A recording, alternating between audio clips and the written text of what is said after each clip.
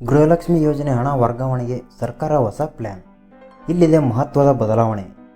ಇದರ ಕಂಪ್ಲೀಟ್ ಮಾಹಿತಿ ತಿಳಿದುಕೊಳ್ಳೋಣ ಬನ್ನಿ. ನೀವು ಚಾನಲ್ಗೆ ಹೊಸಬರಾಗಿದ್ದರೆ ಸಬ್ಸ್ಕ್ರೈಬ್ ಆಗಿ ಮತ್ತು ವಿಡಿಯೋ ಇಷ್ಟ ಆದರೆ ಲೈಕ್ ಮಾಡಿ.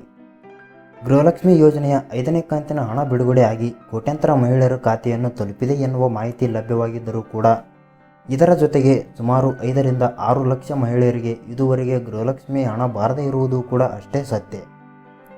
ಉಳಿದವರಿಗೆ ಹಣ ಬರುತ್ತಿರುವಂತೆ ನಮಗೆ ಮಾತ್ರ ಯಾಕೆ ಬರುತ್ತಿಲ್ಲ ಎನ್ನುವುದು ಗೃಹಿಣಿಯರ ಪ್ರಶ್ನೆ.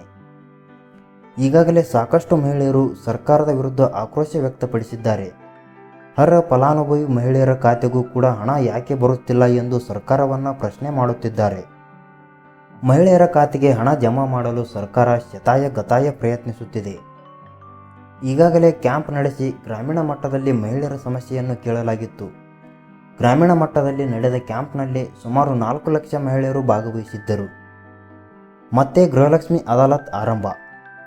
ಈ ಹಿಂದೆಯೂ ಗ್ರಾಮಗಳಲ್ಲಿ ಗೃಹಲಕ್ಷ್ಮಿ ಅದಾಲತ್ ನಡೆಸಲಾಗಿತ್ತು.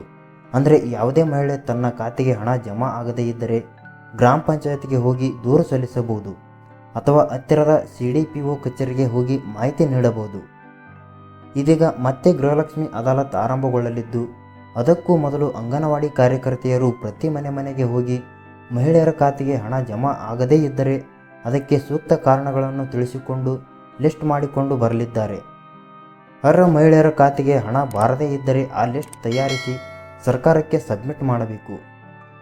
ಮಹಿಳೆಯರು ಮುಂದಿನ ಕಂತಿನ ಹಣ ಪಡೆದುಕೊಳ್ಳಲು ಸಹಾಯಕವಾಗುವ ಎಲ್ಲ ಕೆಲಸಗಳನ್ನು ಮಾಡಲು ಸರ್ಕಾರ ನಿರ್ಧರಿಸಿದೆ.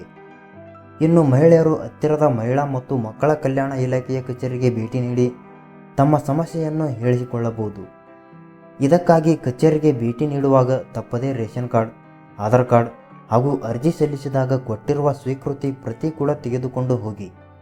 ಇಲ್ಲಿನ ಅಧಿಕಾರಿಗಳು ನಿಮ್ಮ ಗೃಹಲಕ್ಷ್ಮಿ ಖಾತೆಯನ್ನು ಪರಿಶೀಲಿಸಿ ಯಾಕೆ ಹಣ ಜಮಾ ಆಗುತ್ತಿಲ್ಲ ಎನ್ನುವ ಸ್ಪಷ್ಟ ಕಾರಣವನ್ನು ತಿಳಿಸುತ್ತಾರೆ ಹಾಗೂ ಪರಿಹಾರವನ್ನು ಸೂಚಿಸುತ್ತಾರೆ.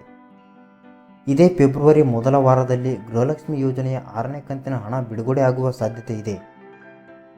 ಇದು ಜನವರಿ ತಿಂಗಳ ಹಣವಾಗಿರುತ್ತೆ.